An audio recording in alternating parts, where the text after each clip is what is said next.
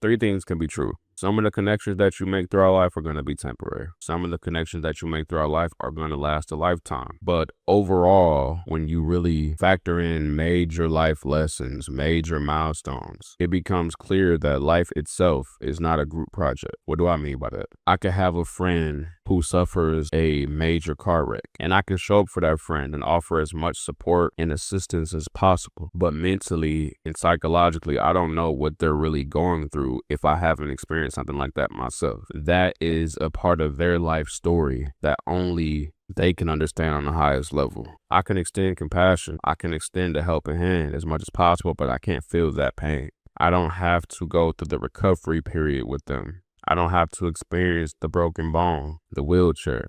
And if for whatever reason something happened in my own life where I suddenly can't show up for them, they still have to ride that through. So that's what I mean when I say life isn't a group project.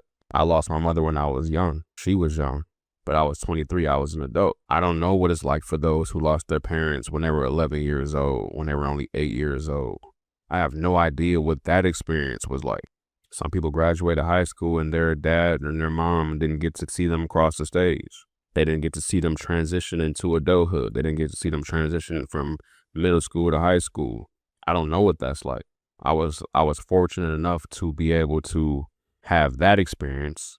But when it comes to certain things like the day I get married, that's something that I wish my mom could be a part of, you know? That's an experience unique to me. I know some people who have lost a child. That experience is unique to them. But that's the beautiful part about life, is that we don't have to go through it alone per se. That's not what I'm trying to say. I'm just saying there's certain things that you're going to have to carry with you that only you can carry. There's certain things that you're going to have to heal by yourself. Just because we have access to support doesn't mean that that support is always the ultimate solution. We've seen it many times where people get comfortable staying in somewhat of a victimhood mindset because they have people there to pat them on the back.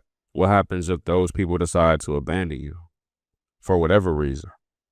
So again, is there people out there who may decide that I'm going to lock in with this guy for life? I'm going to lock in with this woman for life. Whatever they need, I'm there for them until the day that we leave this earth.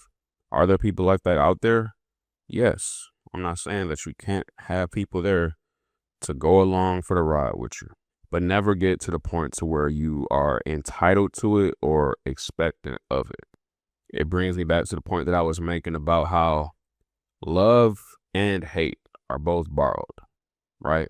If my life is going so well that I'm able to extend love and support to others because I have an overflowing cup. Life is great. If I have extra to give, I'm able to give it. I can go around sharing all the blessings in the world. But just because I do it today doesn't mean I have to do it tomorrow. What someone does for you today, they don't have to do it tomorrow. Love and support is borrowed. External love and support. If someone hates themselves and they refuse to get to the bottom of why they feel that way, they might push that hatred onto you.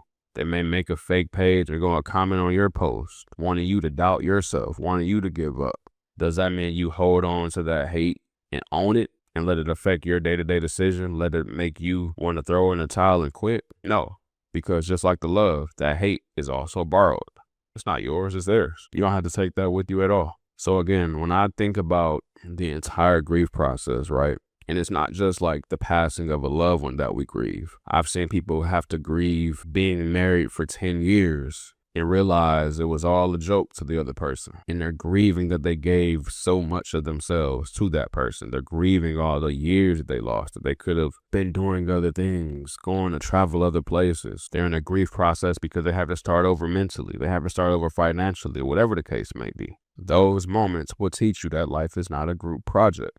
And hopefully I'm explaining this in a way to where I'm not promoting the idea that you should go to life feeling like you have to be a loner or that you have to lose faith in humanity. That's not my point whatsoever. I just don't want to see people go down dark paths based on the expectations that they have for other people. Process the disappointment, but just don't personalize it. Always understand the possibilities. Understand that the best case scenario is possible, but the worst case scenario is also possible. Those of you who have abandonment issues for whatever reason, I don't want you guys to lose faith in humanity because of certain individual encounters.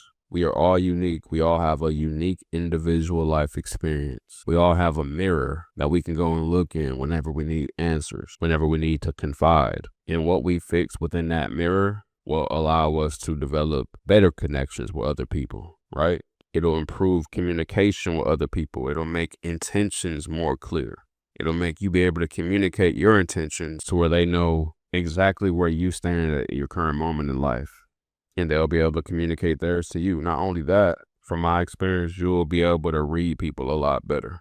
You will be able to accept that if someone's actions isn't matching their words, it's not your responsibility to try to figure out the why. It's not your responsibility to give anyone the benefit of the doubt. A lot of the times the red flags are there. When you guys look back at certain fallouts, breakups, whatever the case may be, part of the reason you beat yourself up is because you're asking yourself, how didn't I see this? But spending enough time in that mirror will show you that you did see it. But in the name of you wanting life to be a group project, you overlooked it.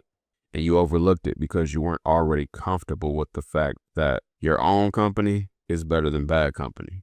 When you show people that you're dependent on company, they will show you the hard way that life is not a group project. Peace. I think it's okay to acknowledge or appreciate when someone wants to embrace you, when they want to clap for you, when they want to support what you're doing. It's okay to appreciate that in that moment. But as long as you do also remember that it is borrowed. You know, any support and love that you receive from other people, that's borrowed. They don't have to do it forever. The only support and love that you own is love and support that you give yourself. But there is nothing wrong with outside validation. We just got to remember it can't be a deal breaker. It can't be the end all be all to where it motivates us one day to climb this ladder so high and then we get stagnant the minute that the support is taken away from us. No, we got to keep going. You know what I mean? Support is always going to come and go. Love is always going to come and go. But we got to keep our drive.